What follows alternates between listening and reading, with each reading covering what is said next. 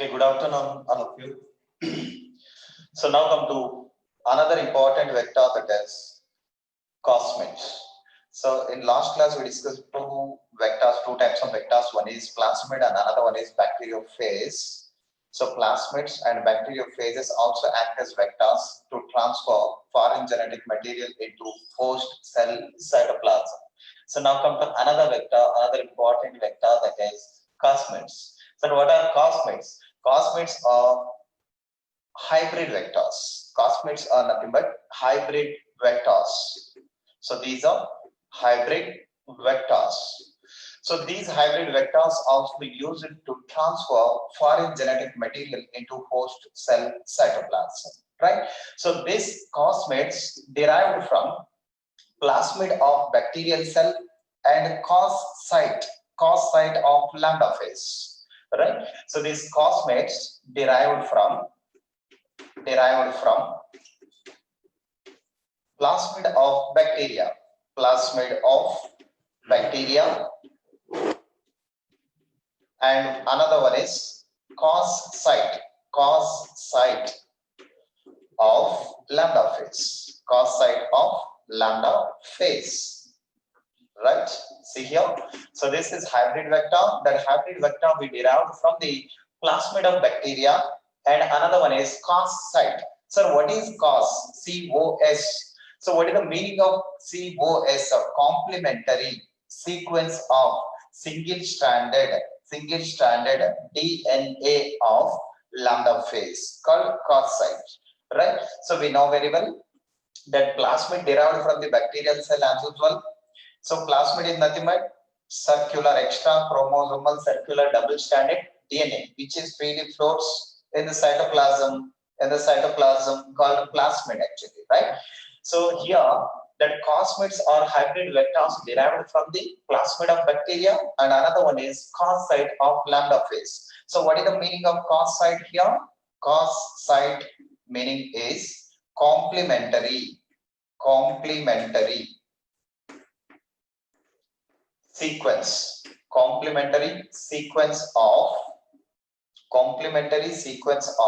single-stranded DNA. Single-stranded DNA of lambda phase, right? So it means that single-stranded DNA of lambda phase we collected from the lambda phase and inserted into the plasmid of bacterial cell, right? So for example, I can take it as plasmid, circular double-stranded DNA, right? So this is plasmid. So at one particular location, so we removed that plasmid genetic material. So from here to here, we removed that plasmid genetic material, right? Then, so this is lambda phase genetic material. Imagine it is DNA. So in that, so not two strands. So one strand information inserted into plasmid of bacteria, right? See here, it is plasmids, and this is phase DNA.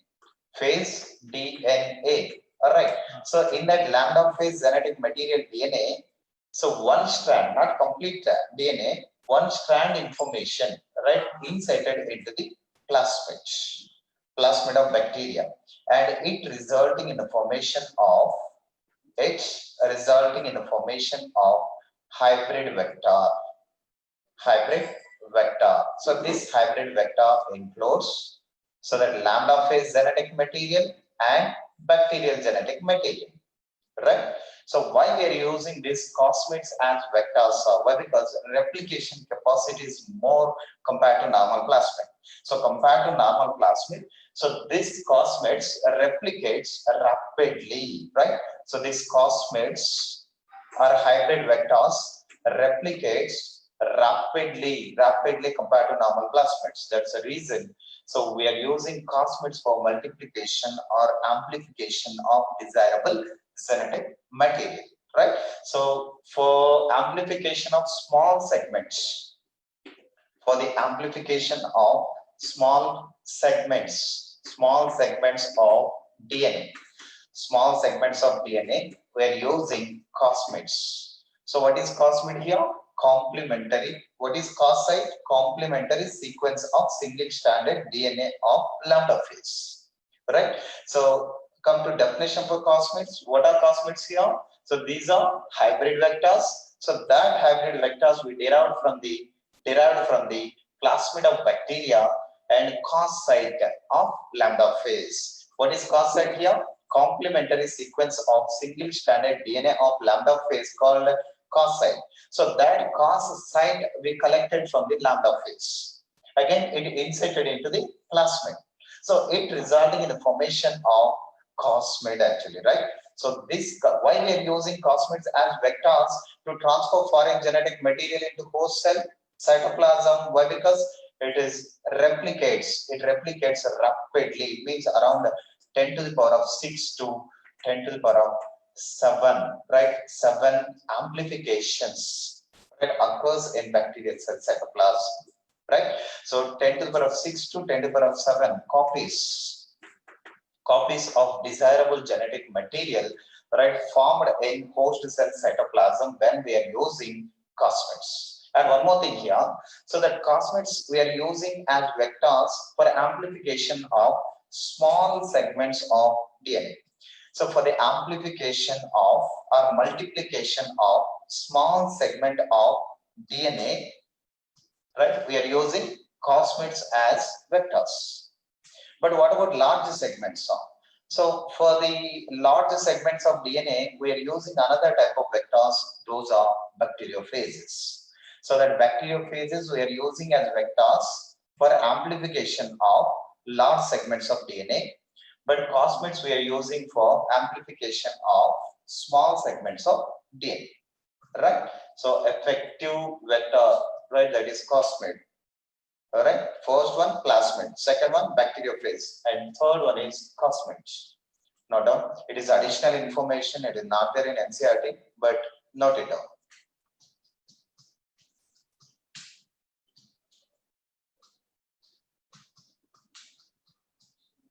Right. So now come to another important topic, that is ideal characteristic features of vectors. So in general, natural plasmids or natural vectors do not carry antibiotic resistant genes, and that too, so that natural vectors or natural plasmids do not have all ideal characteristic features, right? So what are the ideal characteristic features? We'll see one by one.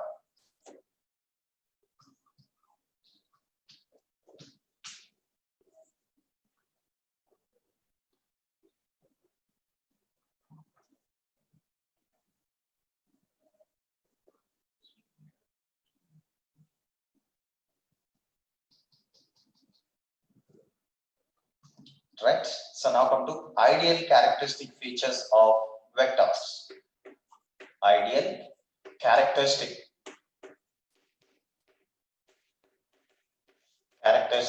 features. Ideal characteristic features of vectors. So what are ideal characteristic features here? We'll see one by one, right? That ideal characteristic features of vectors are, first one, ORI site. So first ideal characteristic feature here is ORI site. What is ORI site? Origin of replication. Origin of replication. Otherwise, we call it as ORI site. Origin of replication site or ORI site. But already we have some idea. Only one ORI site present in prokaryotic genetic material, but in eukaryotic organism genetic material more than one ORI sites are located. Okay, what is ORI sites? So wherever replication starts in DNA molecule, so that particular site is called ORI site, right? So wherever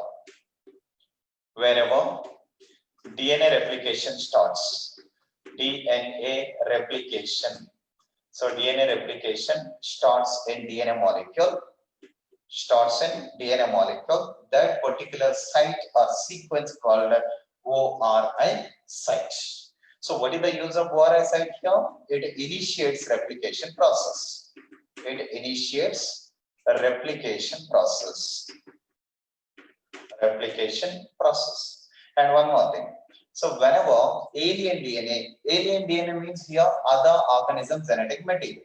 So whenever alien DNA or other organism genetic material, so inserted into the plasmid at ORI site along with plasmid, so that foreign genetic material also replicated. It means, so when alien DNA is nothing but other organism genetic material. So alien DNA fragments, whenever alien DNA fragments link to ORI site, origin of replication site. So along with plasmid genetic material, so that linked alien genetic material also replicated, right? So it means it controls copy number of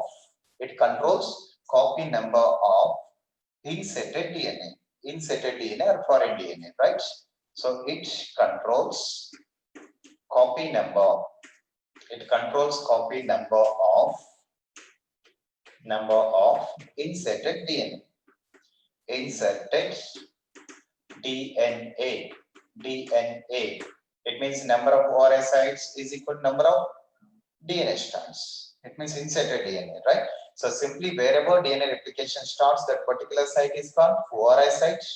So it helps in initiation of replication process. Whenever alien DNA or other organism DNA fragment linked to the ORI site along with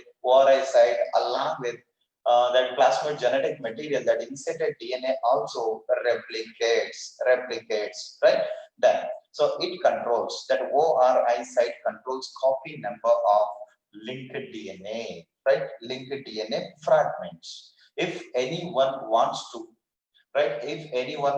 recover more desirable DNA fragments, so this ORI supports to amplify desirable DNA fragments. So this ORI site supports so to amplify desirable DNA fragments. So this ORI site supports to amplify desirable DNA fragments, right? So this is the first ideal characteristic feature of vector. So the vector should have ORI site compulsory, right? So ORI site present in vector. The second ideal characteristic feature, that is selectable markers. Selectable markers. So what are selectable markers? Selectable markers are nothing but antibiotic resistant genes. So that selectable markers are considered as antibiotic resistant genes. Antibiotic resistant genes. Right? So that selectable markers are also called as antibiotic resistant genes. So what is the use of that antibiotic resistant genes or selectable markers? So they helps in identification and elimination of non-transformed cells from the transformed cells, right? So they helps in identification and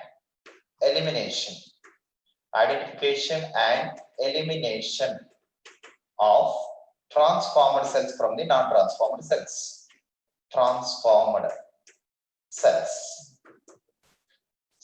So identification and elimination of non-transformed cells from the transformed cells. Okay, what is transformation, sir? Right? So here that selectable markers or antibiotic resistant genes are useful for identification and elimination of non-transformed cells from the transformed cells. Okay, right? What are transformed cells? What is transformation process? See, transformation is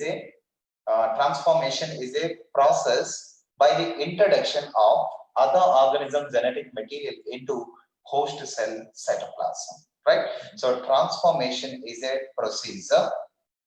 Transformation. Definition for this: transformation is a procedure by which introduction of foreign genetic material or desirable genetic material into host cell cytoplasm. Foreign genetic material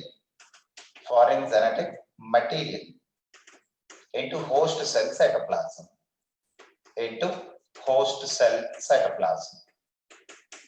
Called transformation process. Definition for transformation process: transformation is a procedure by which insertion of foreign genetic material into host cell cytoplasm called transformation process. Come to here once.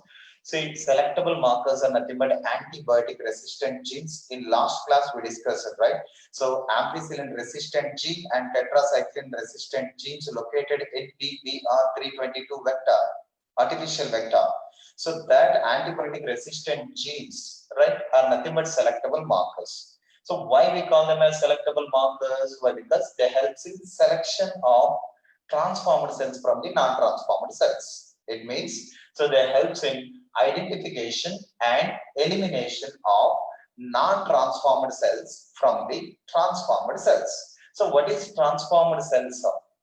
Right? Transformation is a procedure by which introduction of foreign genetic material into host cell cytoplasm. For example, imagine it is bacterial cell, right? So it is xenophore, main genetic material of the bacterial cell. Okay, right? It is rDNA molecule, a recombinant DNA molecule, right? So that recombinant DNA molecule, otherwise, so foreign genetic material inserted into host cell cytoplasm.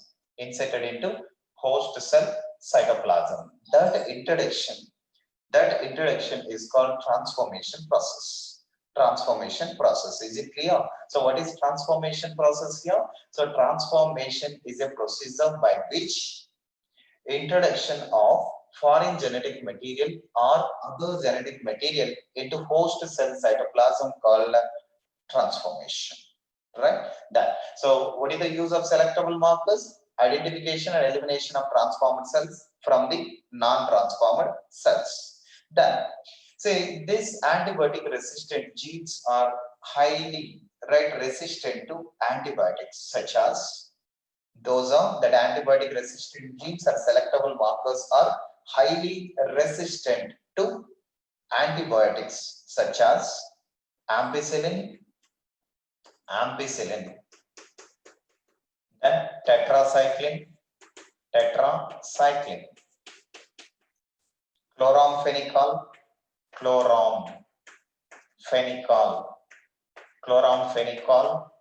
then kanamycin.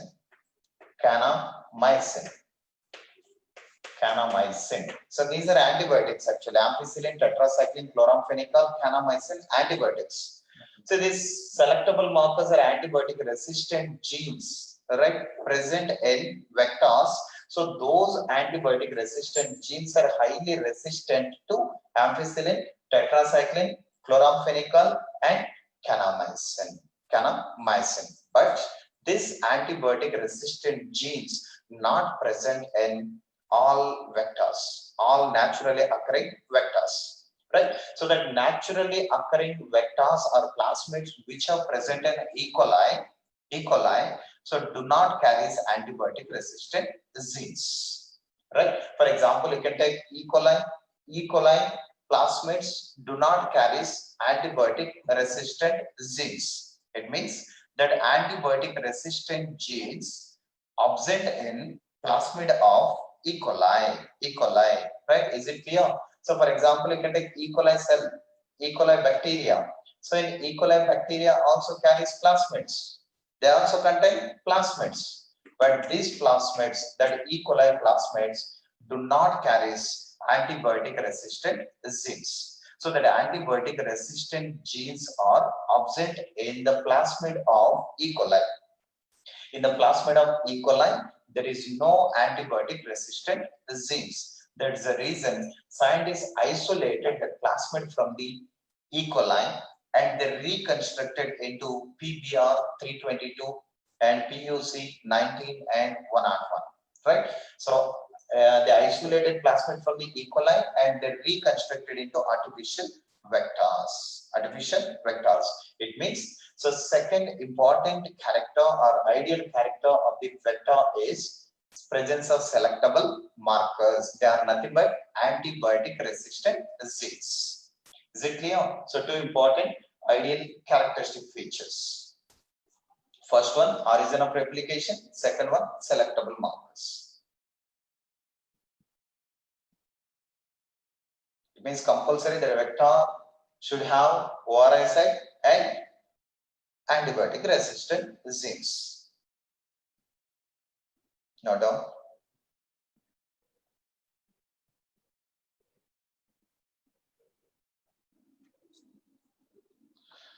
Right.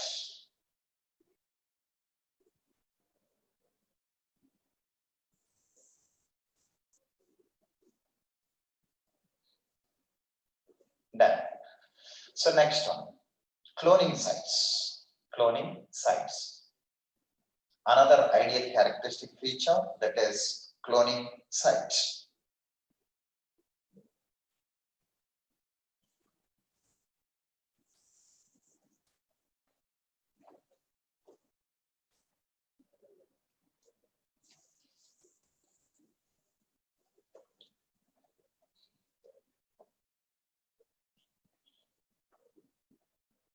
Right. So now come to third ideal characteristic feature of the vector, that is cloning sites. So what are cloning sites? So, cloning sites. So in order to link the foreign genetic material or alien DNA, so the vector the vector should have very few or preferably one cloning site for one restriction endonuclease enzyme. Right? So in order to link the foreign genetic material, in order to link alien DNA means other organism genetic material. Alien DNA fragments. In order to link alien DNA fragment to the vector should have only one, otherwise few are only one cloning sites for one restriction endonuclease enzyme.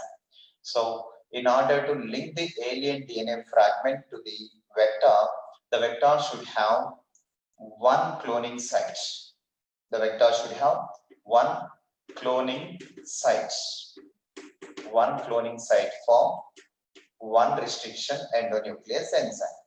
One cloning site for one restriction endonuclease enzyme. Is it clear? So in order to link the foreign genetic material to the vector, so the vector should have only one cloning site for one restriction endonuclease enzyme. So better to take PBR 322 vector once. PBR 322 vector. Right. Now come to here one by one. Right. So this segment indicates ampicillin resistant gene, AMPR. Am I right? Then come to this side, TETR. What is TETR? Tetracycline resistant gene. And come to this segment, it indicates ORI site. Then come to this side, ROP gene, ROP, ROP gene. And come to restriction sites or cloning sites. Restriction sites or cloning sites or palindromic sites here. So this is ECO-R1. Am I right? ECO-R1 recognition site it is. Then second one, CLA1. CLA1. And third one is HEND3. HEND3. Hint 3 cloning site or recognition site it is. Then come to here, BAMH1. BAMH1 restriction endonuclease enzyme site it is. Then another one, SOL1. SOL1. Then come to here, PVU2. Then come to here, PST1. Then last one, PVU1. So what are they? PST1, PVU1, EcoR1, CLA1, HID3, BMH1, SOL1, PVU2. These are cloning sites or palindromic sequences. Palindromic sequences are cloning sites or recognition sequences to the restriction endonuclease enzymes. Am I right? So these are cloning sites or palindromic sequences to the restriction endonuclease enzymes. So this sequence is GAATTC, right? So that GAATTC sequence located here. So that sequence cloning site for which restriction enzyme? EcoR1. EcoR1, like that. So another sequence located here, DNA sequence. So this sequence cloning site for CLA1 restriction enzyme. So this sequence for HIND3, right? Again, here also another sequence located, palindromic sequence. So that palindromic sequence binding site for another restriction enzyme, that is BMH1. So like that, so that palindromic sequences varies from one restriction enzyme to another restriction enzyme, right? So now tell me how many cloning site or palindromic sequences are located in PBR 322? Totally 8. Count 1, 2, 3, 4, 5, 6, 7, 8. So it means 8 cloning sites are located in PBR 322 vector. But here condition is, so one cloning site for one restriction endonuclease enzyme. So EcoR1. So one cloning site for only one restriction endonuclease enzyme. This sequence is only for EcoR1 restriction enzyme. So it is not repeated again in this plasmid. So that cloning site not repeated in this vector again, right? It means, so in order to link the foreign genetic material right to the vector should have only one cloning site for one restriction enzyme, right? So this cloning site for EcoR1, this cloning site for CLA1, this is for HIN3, BUM1, then SOL1, PVU2, so PST1, PVU1, right? It means, so that cloning sites not repeated again in this vector, right? Okay, so if more than one cloning sites for same restriction endonuclease enzyme present in vector, what will happen? So we will see. If more than one cloning sites, condition here, if more than one cloning sites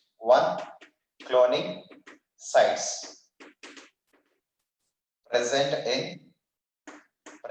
in vector for same enzyme, what will happen? So for same enzyme, so it forms many fragments. For example, you can take vectoritis, right? So in this vector, GAATTC, imagine it is one palindromic sequence. So same palindromic sequence again located here, GAATTC, right? So another palindromic sequence located here, same. It means same palindromic sequences or cloning sites located in that vector for same enzyme, GAATTC. Okay, right? So when we are using restriction endonuclease enzyme EcoR1, what will happen here? See, it will generate several DNA fragments. See, like that. So it forms many pieces actually. Many pieces or fragments are formed, right? Why? Because so more than one cloning sites, same cloning sites present in vector for same restriction endonuclease enzyme. So when we are using same restriction endonuclease enzyme EcoR1 for cutting up genetic material, So it will form several DNA fragments.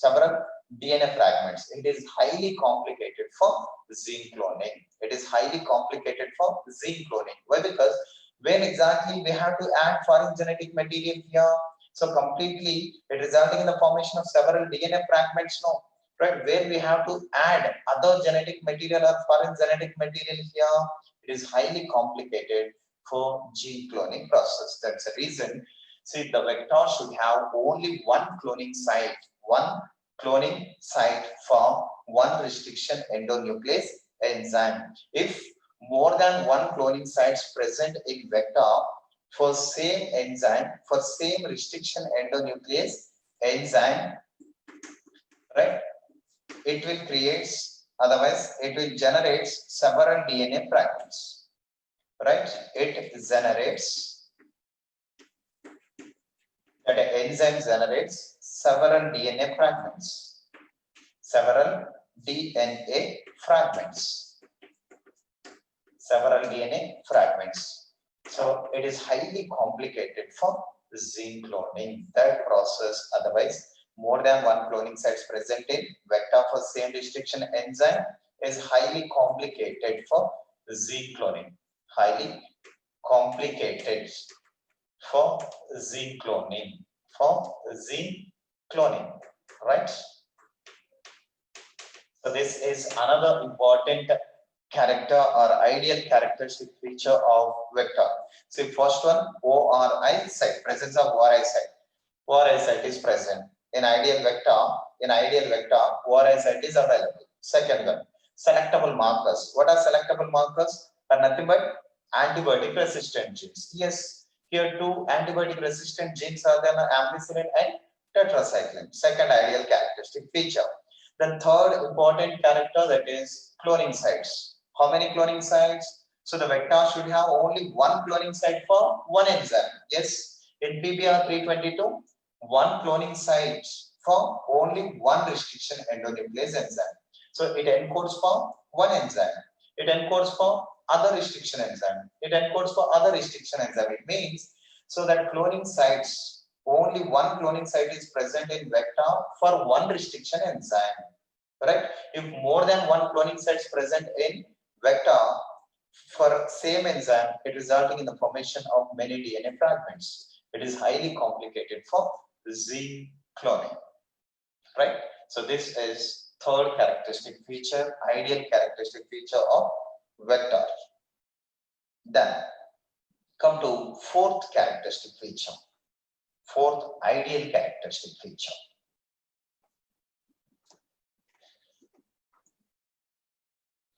So that vectors are small and low molecular weight. Small and low molecular weight. Low molecular weight. Another important character, the vector should have low molecular weight. The vector should have low molecular weight. And one more character, generally they are small in size compared to other vectors, small in size. So it means that vectors should be small in size, and one more thing is, so the vector should have low molecular weight. It is also another important character of vector, ideal character of vector. Clear that? So now come to vectors for cloning genes in plants and vectors for cloning genes in animals. So vectors for cloning genes in plants means what type of vectors we're using for amplification or multiplication of desirable genetic material in plant cell or in animal cell. What type of vectors we're using for amplification or multiplication of desirable genetic material in plants, in animals, we'll see one more, right? So next character.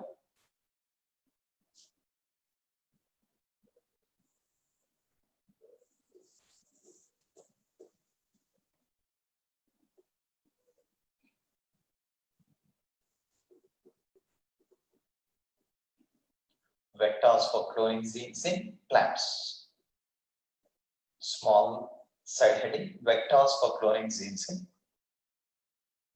plants.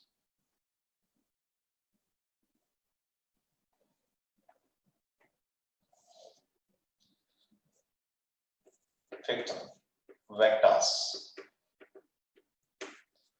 for cloning genes in plants. So what type of vectors we're using for amplification of desirable genetic material in plants, right? So generally for cloning of desirable genetic material or for insertion of desirable genetic material into plant cell cytoplasm, so we are using Agrobacterium tumefaciens, right? So which bacteria act as vector for amplification or to deliver foreign genetic material into plant cell cytoplasm here? So Agrobacterium tumefaciens. Agrobacterium tumefaciens. Right? This Agrobacterium tumefaciens is a rod-shaped bacteria. And that too, rod-shaped bacteria, and one more thing, gram-negative bacteria. Not gram-positive, gram-negative bacteria.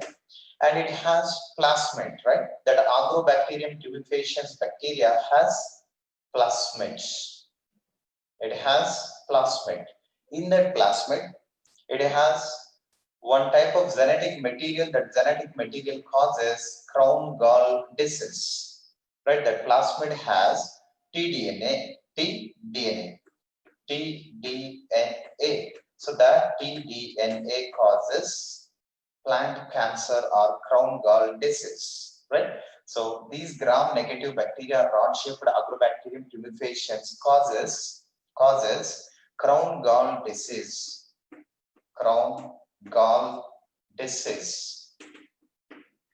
In dicot plants. It causes crown gall disease in dicot plants. It is also called as plant cancer. Other name for crown gall disease, plant cancer. So that plant cancer caused by the Agrobacterium tumefaciens. Which pathogen causes crown gall disease or plant cancer? So Agrobacterium tumefaciens, especially it infects dicot plants. Several dicot plants infected by the Agrobacterium tumefaciens. Best example, apple and pear. Apple, Pyrosmolas. Then pear. So apple and pear. So the two plants infected by the Agrobacterium tumefaciens. So this pathogen causes crown gall disease or plant cancer. So that Agrobacterium tumefaciens bacteria used for insertion of desirable genetic material into host cell cytoplasm. But how so? There is a procedure actually. So we'll see.